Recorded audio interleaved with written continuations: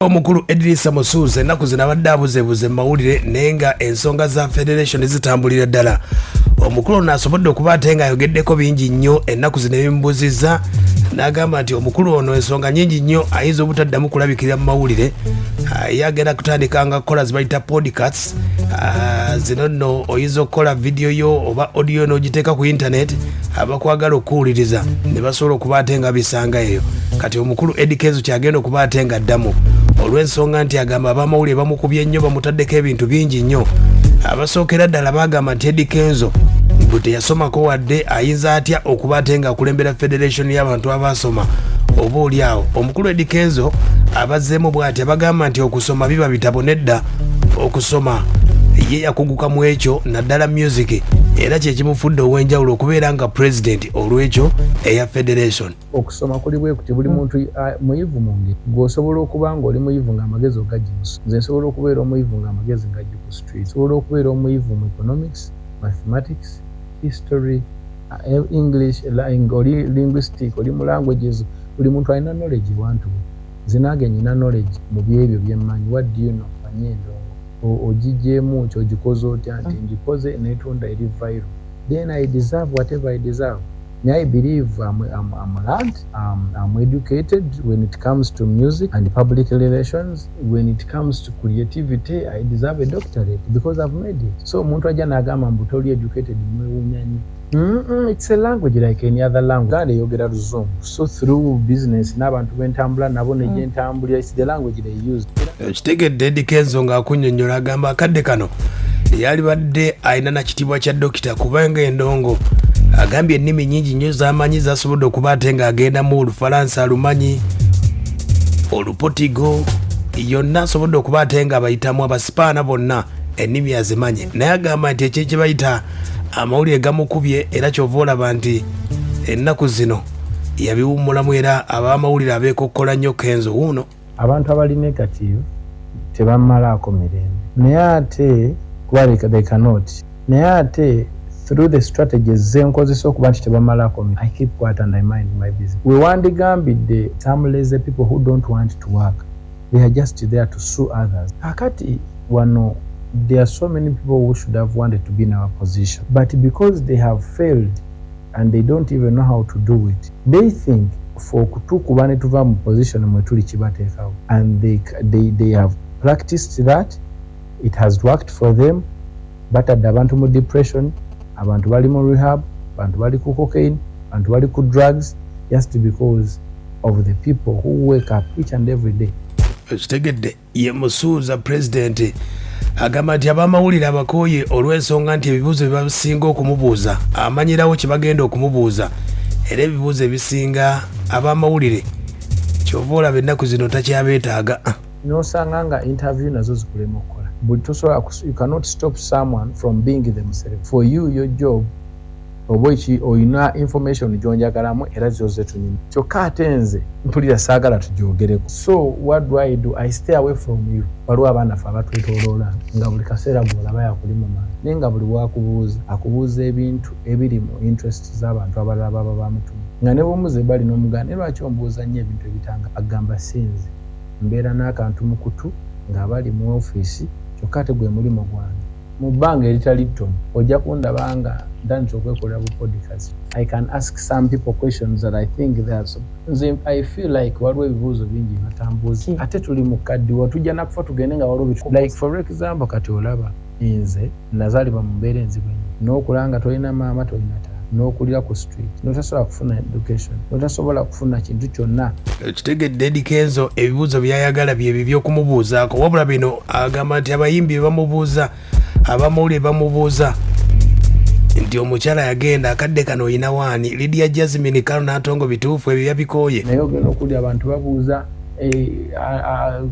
ekisiwo ne babuuza simanyi ataani gw'obugira ate ne bagamba nze omwana yambuuzaako nfiiriddwa muganda oli najja n'akugamba naye tuwulira nti n'okufaako okumanyiiko tamanyi gy'ovudde na muntu oyo tamanyi by'oyiseemu naye agenza ali wali bamubissewo n'akugamba okufaakwe kiraka okumanyiiko ngali ng'agamba nti gwe okufaako obadde envolve. Twabeeranga mu bintu wano n'olaba buno obwana obwa sikyalozi obwana tubumeekinze tubulabiridde tubulwana kubufuula kye buli badde bavuga akagali kaabwe bafunye accident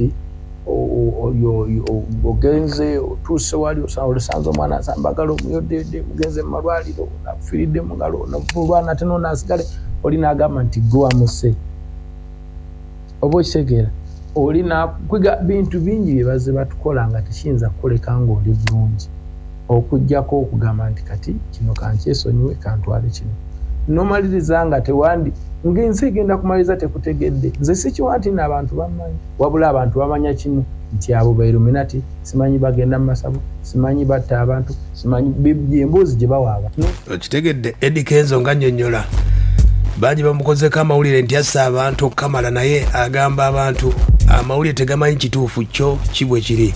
Eddy Kenzo ayogedde ku bya federation bangi bagamba nti federation bagikola akadde kano balikola luyimba lwa President Museveni. Eddy Kenzo abyogeddeko bw'ati agambye si bituufu n'ekyansi webezze nga dukola ate lwaki tebalukola. Twajja wano ku federation because we are losing a lot of money as artists. People are dying poor as we speak. Abantu betwali tuwe ebitiibwa bayimba ennyimba edda leero bali mu boda batakubatambulira mu mataxi abalala tebalina na mayumba abalala baafa bubi abalala bagenda kufa bubi abalala bali mu depression abalala baliwa. People are not thinking about that. Oli naakera ku makya n'akola malisi n'agamba tubawulira bali mu kuyimba luyimba lwa Museveni okusobola okutta. Yeerabidde bani ababonaabona, yeerabidde bani ababba industry, tamanyi mu kifo ky'okuyita n'agamba lwaki muli mu kino era kiki ekigenda mu maaso. Ye n'adda ku TV olw'okuba eri yamuwaddeyo emiliyoni emitwalo aga n'akubawo ekigambo ekigenda okwonoonera abantu ebintu byonna. Oba okitegeera okuyimba oluyimba lwa Museveni si kyekyandibadde ekibi kubeera nakyo kisoboka naye si lwoli mu kuyimba era si ye project naye oli kya confrontings. Oba okitegeera olw'ensonga yalina kyayagala okuyisaawo kati ebintu ebyo bikitamya media. Ekitegedde Eddy Kenzo yeekokkola media ensonga ezo abadde alina okolutalo n'omukulu gwe bayita DJ Jacob omutuuze ennaku ze badde beetwalatwala. Eddy Kenzo abadde asirise era agamba bingi bye byamujja mu mawulire ennaku zino. Agamba nti okubeera ku federation yalaba nga abayimbi ssente zibayitako nnyo n'agamba ka afube alabe nga federation oba oliawo abayimbi banaafunamu. I don't care if I'm president or not. I just came here because of a problem. I just came here to solve a problem. Kubanga we never kyeyingiriddemu nange ngenda genanga today as we speak people make billions and billions of money out of our art. Twasigaza ka stage ko nako tekakyawera URA eyagala sente, kansa eyagala sente, owa bana, owa poster, owa ebyuma, abanaakola, abanaki bw'omaliriza obudde tolina yadde akantu naye ng'olisiza abantu naye nga gw'ovuddeyo ofa n'oyimba emyaka gyonna abantu nga tasoboladde okwezimbira akayumba biri guba gukyali mulimu akati you don't have an option era ogenda okumaliriza oge bannaye oba sekulitale mbumpi wadde tewabisoma naye nga the only solution kutuulamu otandika okukola ebyo. So I'm not here just because I wanted to be called a president. I don't care. Me, whatever I have is enough. I'm Eddy Kenzo, I have my music, I have my journey, it's fine. I don't care about the president titles and stuff, but I'm a president by default. Aya basi agambye boogere ye president w'abayimbi. Ayogeddeko ku nsonga za media nti abayimbi bangi nnyo balimbira galagala kati federation kyetandikiddeko okuba ate nga ebabudaabuda basobole okuba ate nga bazza emitima gyabwe abasinga bali mu rehab. Federation wetandikidde okubayamba. People keep on abusing people. A cyber harassment yafuka cyber harassment. People are mentally sick. We are here with ekintu kye twatandikiddeko kulanga tu promoting wano batuteekamu amaanyi is the mental health. People are in the rooms there tebaagala kwogera na muntu yenna. People on drugs, bantu bali mu rehab just because of cyber harassment.